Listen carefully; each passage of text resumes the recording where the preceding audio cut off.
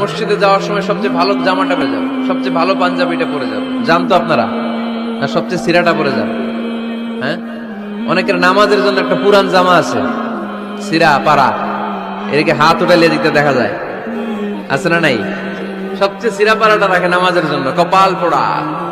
আর সুন্নাতে খাতনার অনুষ্ঠানে গেলে মাশাআল্লাহ লেহেঙ্গা গায়ে দিয়ে যায়, আছে না নাই? না, আপনি ইবাদতের জন্য সবচেয়ে সুন্দর জামাটা রাখবেন। এজন্য রাব্বুল আলামিন বলেন, ইয়া বানি আদম খুযু যিনাতাকুম ইনদা কুল্লি মসজিদ।